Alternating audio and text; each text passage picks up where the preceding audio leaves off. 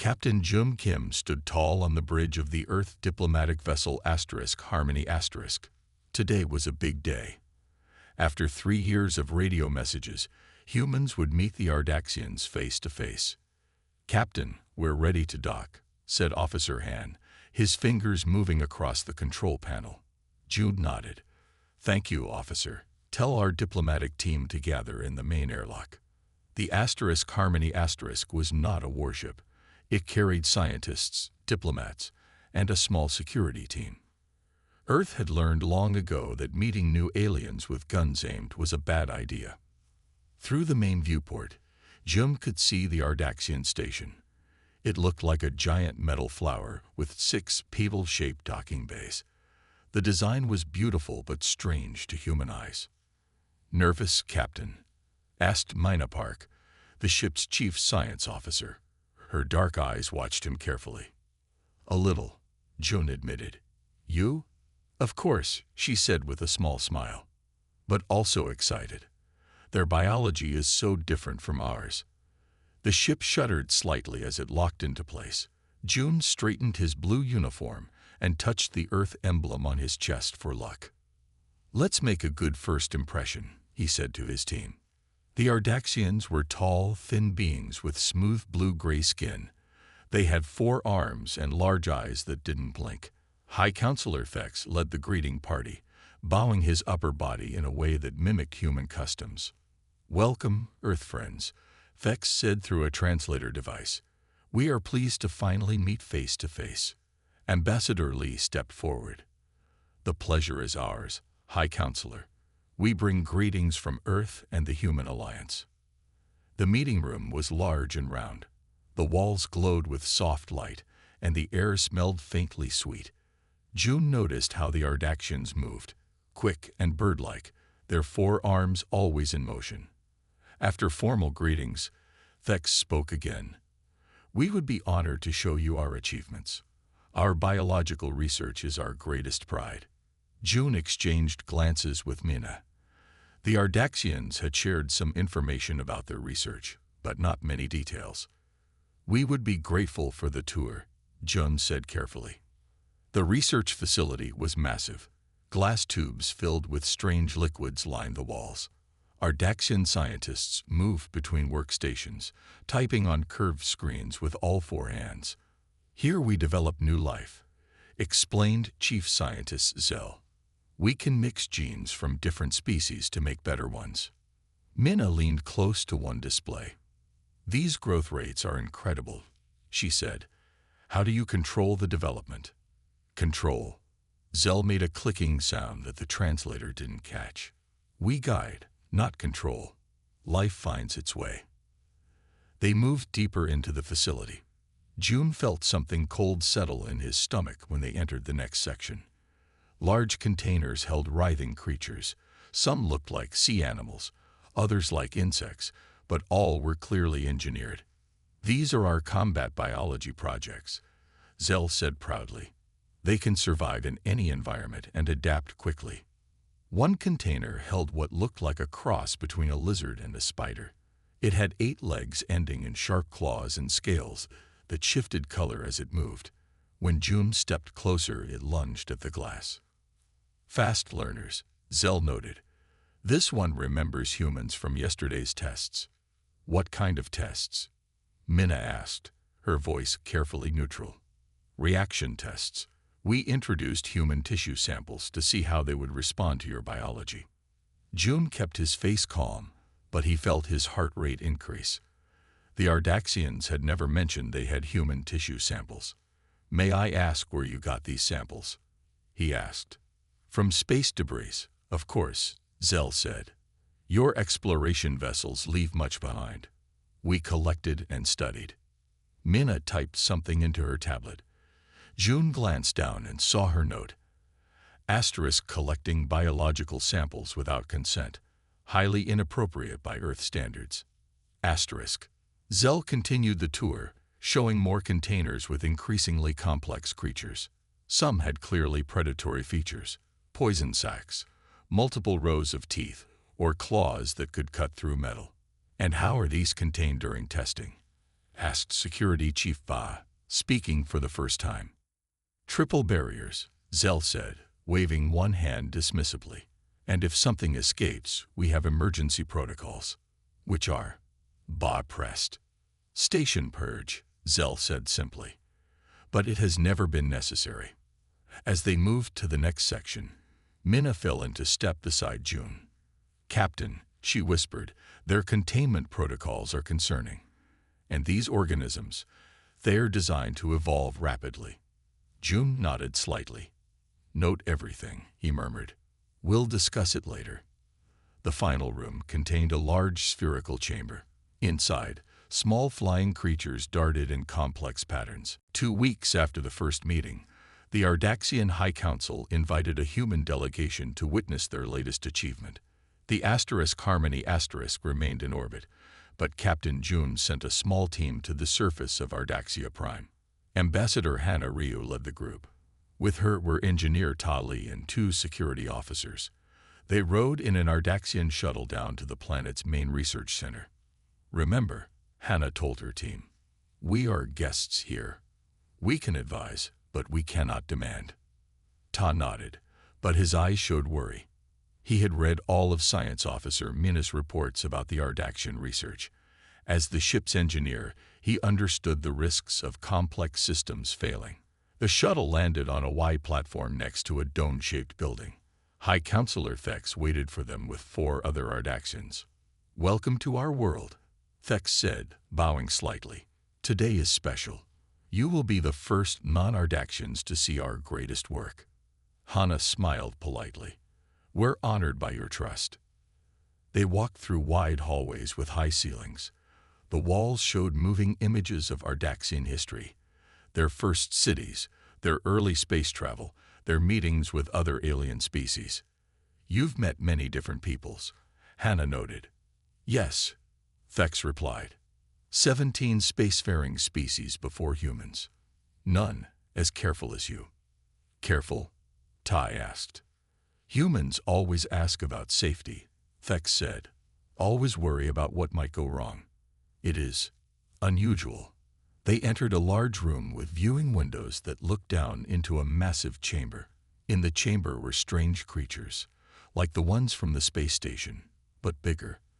They moved with clear purpose, working together to build structures from materials in their environment. 6th-generation combat organisms, announced Chief Scientist Zell proudly. They have evolved far beyond our original design. Ta stepped closer to the window. They're building things. Yes, they develop intelligence with each generation. These can use tools and solve complex problems. Hannah kept her face calm, but she felt deeply uneasy. How do you control them? Zell pointed to a panel. Energy barriers contain them, and they respond to sonic signals we can broadcast. What happens if the barriers fail? Tai asked. The Ardaxians made their clicking sound, what the humans now recognized as laughter. Engineer Lee, you sound like a typical human, Thex said, always imagining the worst. It's my job to think about system failures, Ta said evenly. These barriers need power. What's your backup system? Triple redundancy, Zell explained. Main power, backup generators, and emergency cells. Ta walked around the room, looking at the control panels. What about physical containment? Barriers that don't need power. The Ardaxians looked at each other. Unnecessary, one said.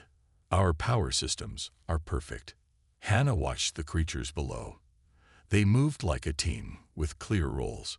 Some were larger with heavy claws. Others were smaller and faster. All had the same shifting color scales and too many eyes. How quickly do they reproduce? She asked. 1 generation every 12 days now, Zell said proudly. Faster than expected. Tai turned sharply. 12 days. Your report said 14. They evolve faster with each generation, Zell explained. It's wonderful progress. Hannah and Tai exchanged worried glances. What are your long-term plans for these organisms? Hannah asked carefully. Many uses. Defense, exploration of dangerous environments, maybe even construction on new worlds. Ta looked down at the chamber again. The creatures had built a complex structure that looked like a communication tower. "They're mimicking your technology," he said quietly. "Yes, fast learners," Zell agreed, missing Ta's concern. Hana stepped closer to High Counselor Thex. "Counselor, I must speak frankly. On Earth, we would consider self-evolving, intelligent combat organisms to be wildly inappropriate for controlled environments." Thex's large eyes blinked slowly, a rare gesture for an Ardaxian. "Ambassador Rio, I understand human caution, but we have centuries of experience with biological engineering. Have you ever created anything that evolved this quickly, that showed this level of intelligence and cooperation?" Tai asked. "Not exactly like this," Zell admitted, "but that's why it's exciting research." Hana tried again. "Could we suggest alternative applications, perhaps focus on medical organisms or environmental restoration?" Thex made a gesture with his upper arms that the humans had learned meant dismissal.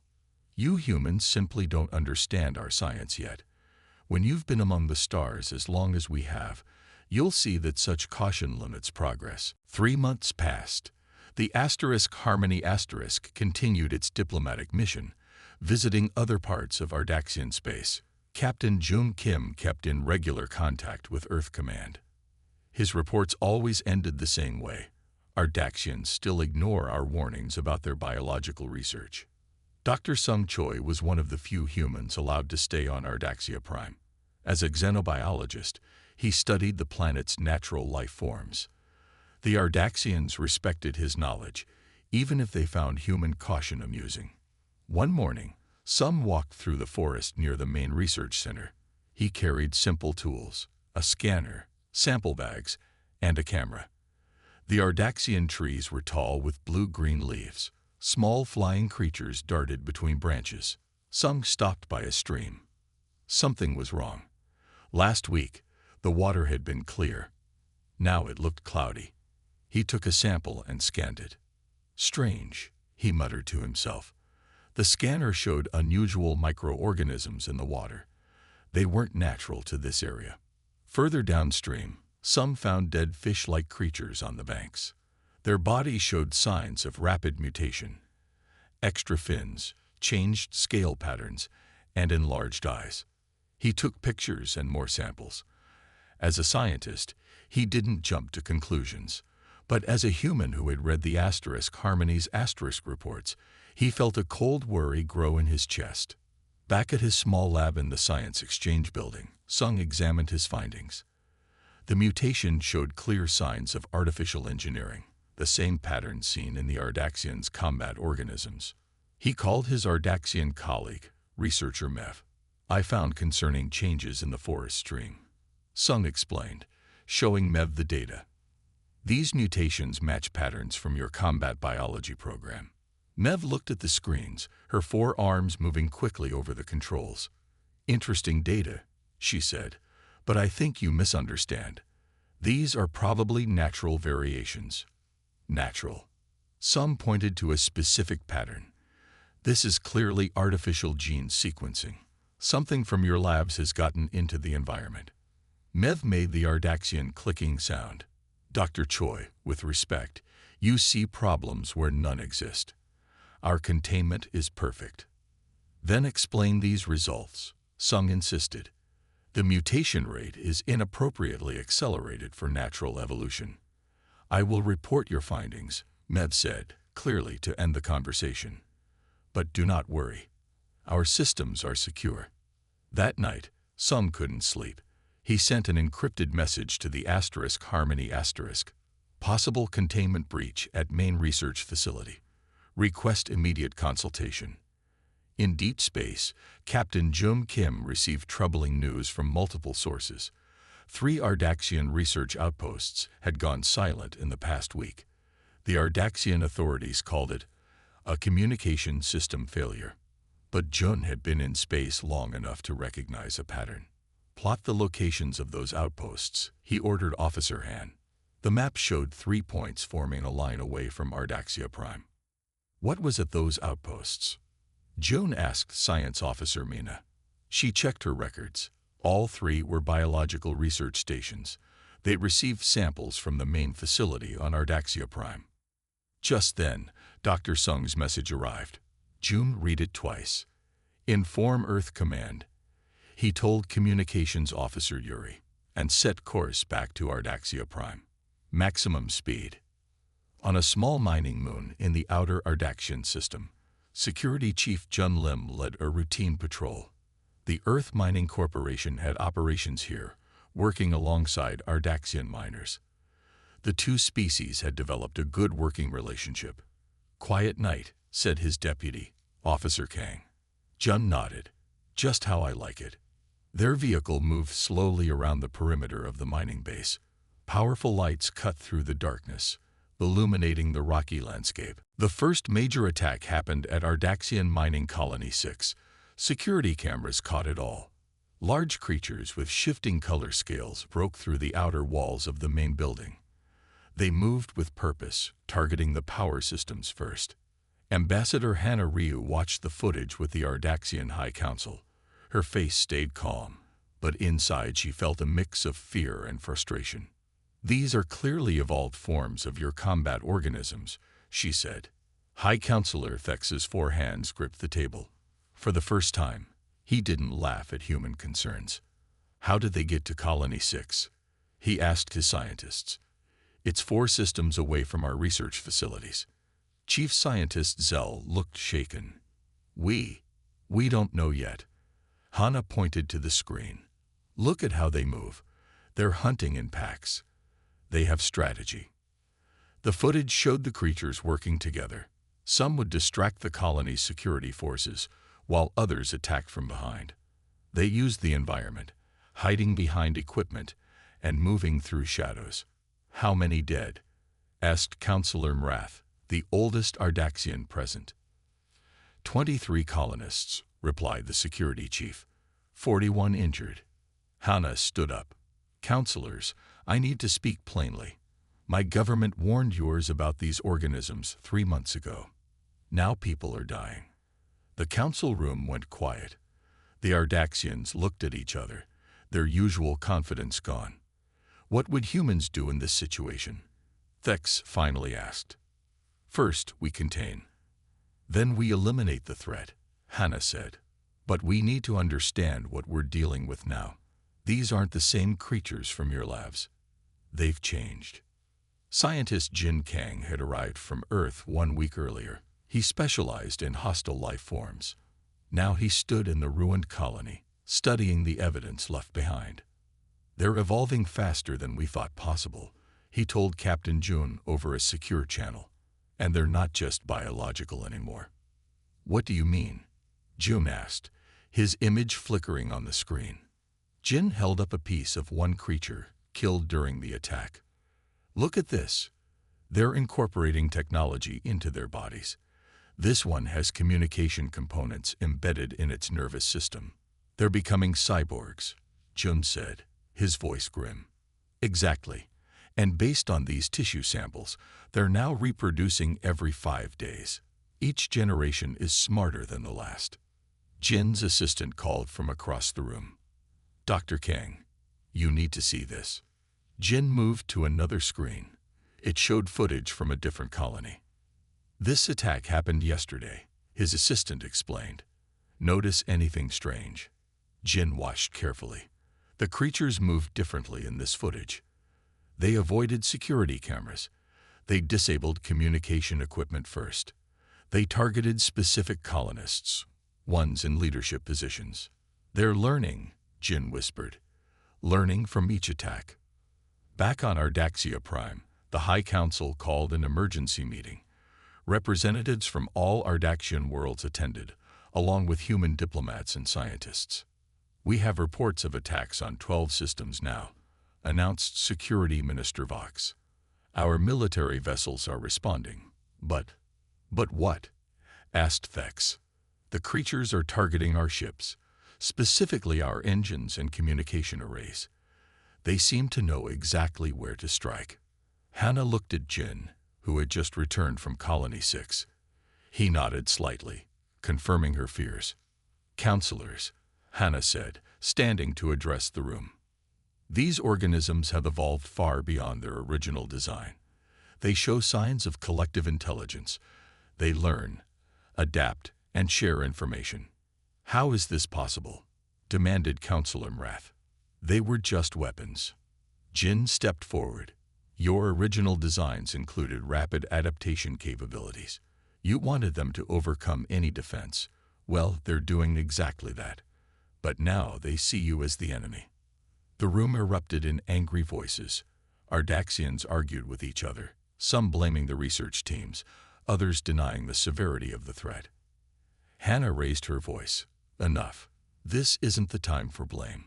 We need to act now, together, or more people will die. Thex looked at her, his large eyes showing an emotion humans hadn't seen in Ardaxians before. Fear. The situation grew worse quickly. In just 2 weeks, the organism spread to 12 systems. Ardaxian military ships tried to stop them, but the creatures adapted to each attack. Colonel Sun Yun from Earth's military advisory team watched the battle from the command center on Ardaxia Prime. Next to him stood Ardaxian Fleet Commander Lox. Both officers studied the large screens showing the movements of ships and creatures. They're targeting our communication arrays first, Lox said, pointing to a damaged Ardaxian cruiser. Then they go for engines.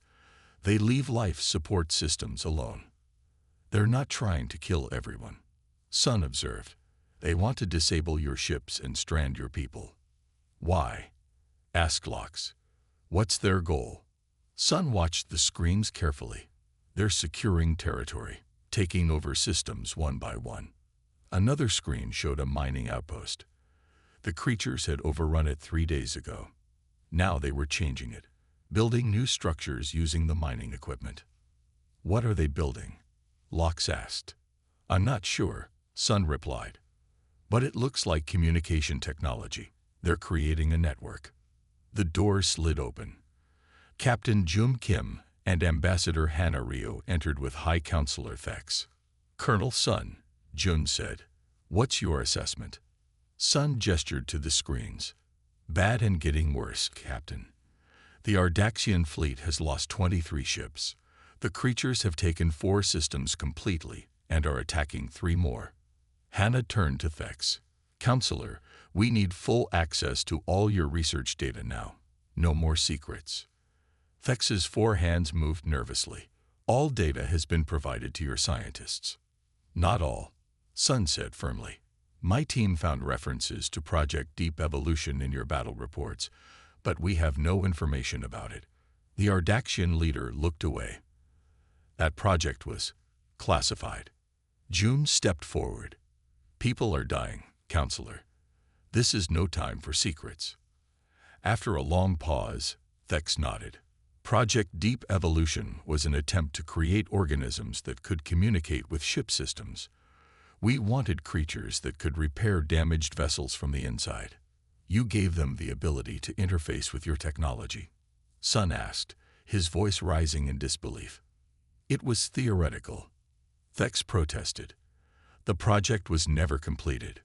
But you used the same base organisms, didn't you? Hannah asked.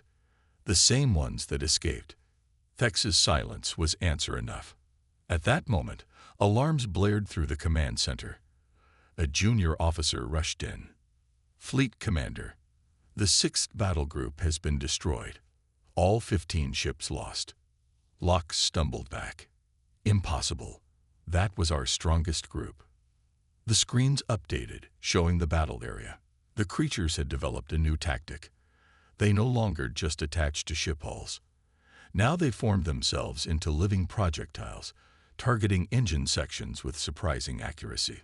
They're adapting faster than we can respond, Sun said grimly. Your conventional military approach isn't working. Thex turned to Hannah and June. We need Earth's help. Our people are dying. June nodded. The Earth Expeditionary Force will arrive in 6 hours. But understand this, they come to contain and eliminate these organisms, not to study them. All research must end. Agreed, Thex said without hesitation. 6 hours later, 20 large Earth ships appeared at the edge of the Ardaxian home system. The lead vessel, *EEF Defender*, was twice the size of any Ardaxian ship. Supreme Commander Da Huang stood on the bridge, watching as his fleet moved into defensive positions. "Status report," he ordered. "All ships in formation, Commander," replied his second-in-command. "Ardaxian vessels are falling back to regroup with our fleet as ordered." Day nodded. He was tall and serious, with gray at his temples. 30 years in Earth's military had taught him to prepare for the worst. "Open a channel to Ardaxia Prime," he said. The main screen lit up, showing Captain Jun, Ambassador Hannah, and the Ardaxian leadership. "This is Supreme Commander Huang of Earth's Expeditionary Force. We are here to assist as requested." "Thank you, Commander," Fex replied, the relief clear in his voice. "Your arrival gives us hope." Day's expression remained stern. "I've reviewed all available data. These organisms pose a serious threat, not just to Ardaxian space, but potentially to all spacefaring species. My mission is to contain and eliminate that threat." He turned to an aide. "Display the current situation." A new image appeared, showing the spread of the organisms across Ardaxian territory. Red areas marked. Dr. Kyung-ri stepped off the shuttle onto Ardaxian soil. She was the head of Earth's hostile xenobiology team, and she had dealt with dangerous organisms before, but never anything like this. "Welcome to Ardaxia Prime," Captain Jun said, greeting her team. "We're glad you're here." Kyung nodded. She was a small woman with short black hair and serious eyes. Behind her came 20 specialists carrying equipment cases. "We need a secure lab immediately," she told Jun, "and all the Ardaxian research data." "This way," Jun replied. "The Ardaxians have given us their main research facility." As they walked, Kyung noticed the fear on the faces of the Ardaxian people they passed. News of the attacks had spread. Everyone knew the danger now. "How bad is it?" she asked quietly. 15 systems completely lost," Jun answered. "The organisms are evolving with each generation. The latest reports show them building structures, possibly for communication or reproduction." Kyung frowned. "How long between generations now?" 4 days, and getting shorter." In the main lab, Kyung's team set up their equipment quickly. Engineer Tali had returned from Earth with them, bringing specialized containment technology. "These force fields are different from Ardaxian designs," Todd explained to the local scientists. "They use multiple overlapping frequencies. Even if the creatures adapt to one, the others will still hold." Chief Scientist Zell watched with interest. "Your technology seems simpler than ours." "Sometimes simpler is better," Tay replied. "Especially when it can't be hacked or interfaced with." Dr. Kyung called everyone together. "Listen up. We have 3 priorities. First, understand these organisms, how they think, how they communicate, how they evolve. Second, find their weaknesses. Third, develop containment protocols." She pointed to a large screen showing the quarantine line established by Earth's ships. "Supreme Commander Dai is holding the line for now, but we need solutions fast." Her team moved with practiced efficiency. They had done this before. Earth had faced its own biological disasters centuries ago. Engineered plagues, runaway terraforming organisms, nanotech gone wrong. Humans had learned hard lessons about controlling what they created. 3 days later, Kyung presented her findings to the combined Human-Ardaxian Command. "The organisms have developed a hive mind," she explained. "They share information across vast distances, possibly using modified Ardaxian communication technology." "Can we disrupt it?" asked Commander Da. "Possibly. But there's more." Kyung showed images from captured specimens. They're incorporating mechanical parts into their bodies, not just using technology, but becoming part technology themselves. Ambassador Hannah leaned forward. "What's their goal?" "Survival and expansion," Kyung answered. "Like any successful species, but they're doing it with intelligence and purpose. They see us as threats to their existence. How do we stop them? High Counselor Thex asked, his voice tired. 3 more Ardaxian colonies had fallen overnight. Engineer Ta stepped forward. We've developed weapons that target their unique biology. He displayed designs on the screen. These disrupt the connection between their biological and technological components. Will it kill them? Asked Fleet Commander Lox. No, Ta said, but it will disable them long enough for capture or containment. Capture? Lox seemed surprised. Why not just destroy them all? Kyung answered, because total destruction might be impossible now. They're spread too far, and they adapt too quickly. Our best approach is containment and control. Production of the new weapons began immediately. Ardaxian factories worked day and night, guided by human engineers. The first batches were sent to the front lines within 2 days. At the quarantine border, Earth and Ardaxian ships held position. Behind them, the safe systems prepared. Before them, the creatures gathered, probing for weaknesses. On the command ship, Colonel Sun watched the enemy movements. They're testing our defenses, he told Commander Da. Learning our patterns. Then let's change those patterns, De replied. Prepare the new weapons. We strike first. The battle was fierce. The creatures had evolved again, growing thicker armor and developing new attacks. But the human-designed weapons worked. When hit, the creatures froze as their biological and technological parts lost connection. 1 month after Earth's forces arrived, the combined human Ardaxian command launched Operation Firebreak. The plan was to create a contained zone where the organisms could be isolated and studied. Lieutenant G. Park led a small team of specialists. Their mission was to reach the original research facility where everything began. That facility held important data about the creature's original design, data that might reveal hidden weaknesses. Team check, G said as their ship approached the planet Ardaxia 4.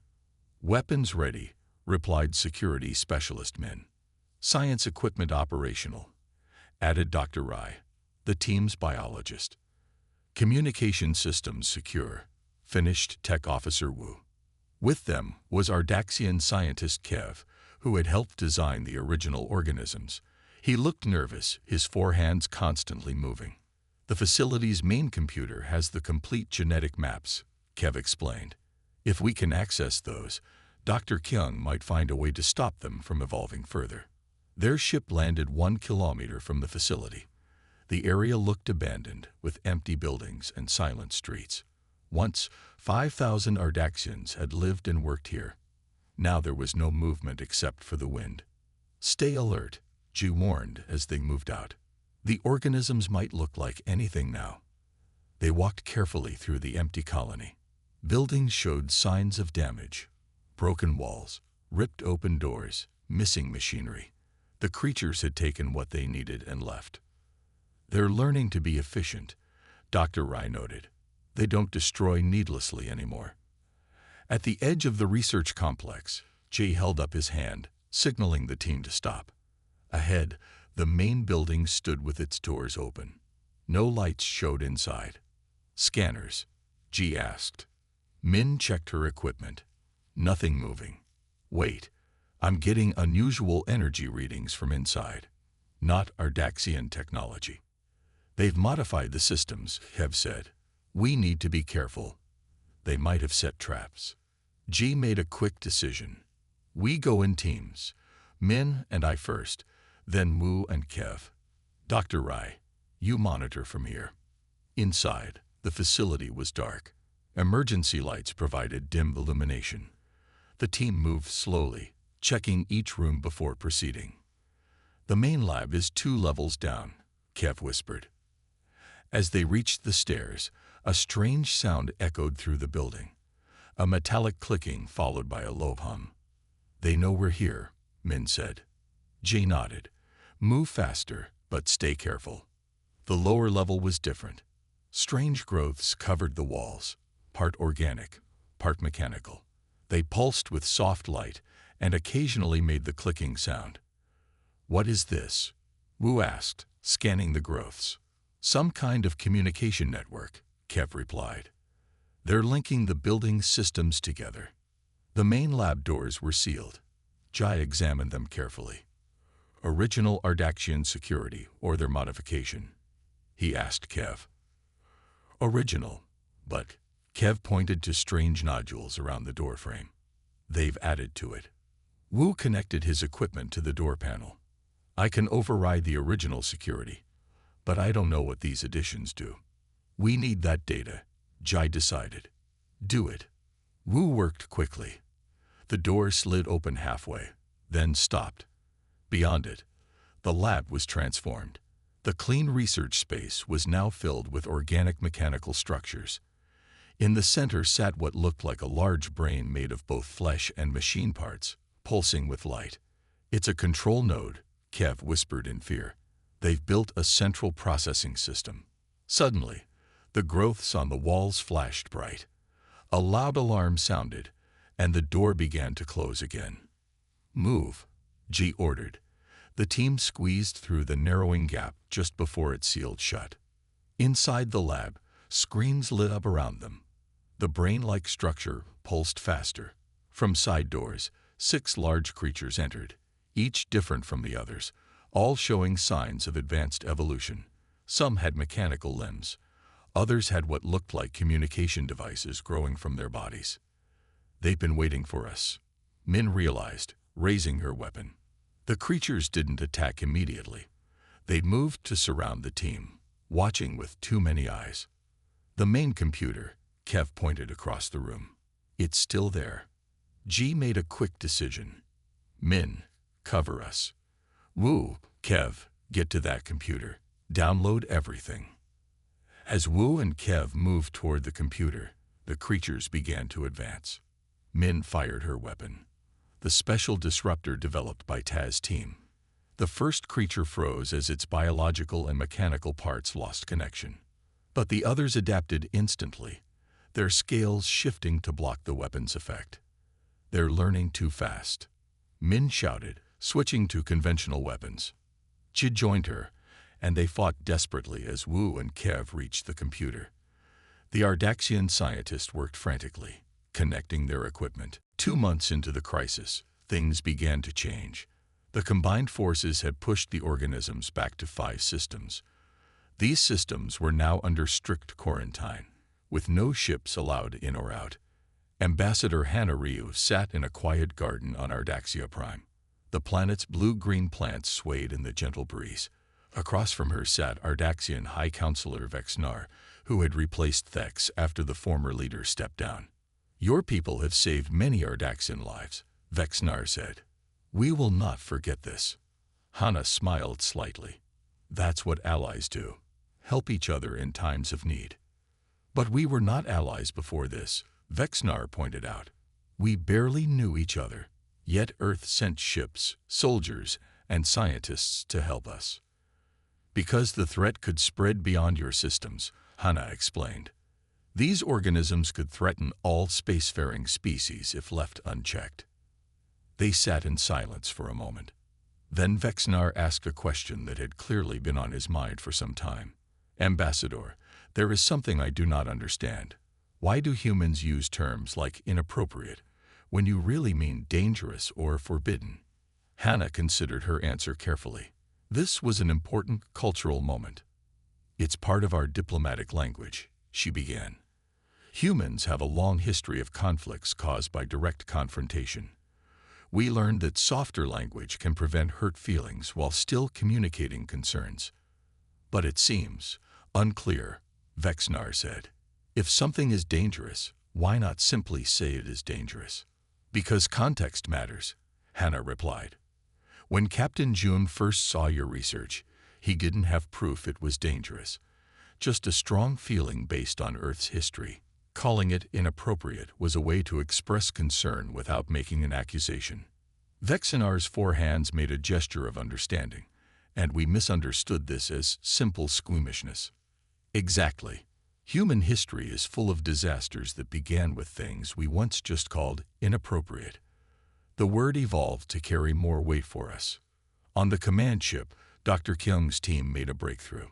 Using the data from the original facility, they had developed a way to communicate with the organism collective. "It's working," Dr. Kyung told Captain Jun and Commander Da. "We're receiving responses to our signals." On the screen, strange symbols appeared, a mixture of Ardaxian script and new characters the organisms had developed. "What are they saying?" Dai asked. "They're asking why we're fighting them," Kyung replied. "They believe they're defending themselves." Jun looked troubled. From their perspective, they were created as weapons, then attacked when they try to survive. "Can we negotiate with them?" Dai wondered. "We're trying," Kyung said, "but their thinking is very different from ours. They don't understand concepts like borders or sovereignty." Engineer Tai, who had been working with Kyung's team, added, "They see all space as potential habitat. They don't recognize our claim to these systems." "Then what can we offer them?" Jun asked. Tai had been thinking about this problem. "What if we offer them a system of their own, somewhere uninhabited, where they can exist without threatening others?" The proposal went to the Joint Command. After much debate, they identified a suitable system, a red dwarf star with several rocky planets, but no indigenous life. It was far from major trade routes, but still habitable for the organisms. Ambassador Hannah presented the offer through the communication system Kyung's team had developed. The response came 3 days later. The organisms would consider the proposal if hostilities ceased. A tense ceasefire began. For the first time in months, no attacks occurred on either side. During this quiet period, Hannah continued her conversations with Vexnar. "I've been studying human history," the Ardaxian leader told her one evening. "You've had your own disasters with engineered life forms." Hannah nodded. "The gene wars nearly destroyed Earth 2 centuries ago. Engineered plagues, self-evolving weapons, gray goo scenarios. We tried it all." "And survived," Vexnar noted. "Barely," Hannah replied. "Those experiences taught us caution. That's why we have such strict protocols now."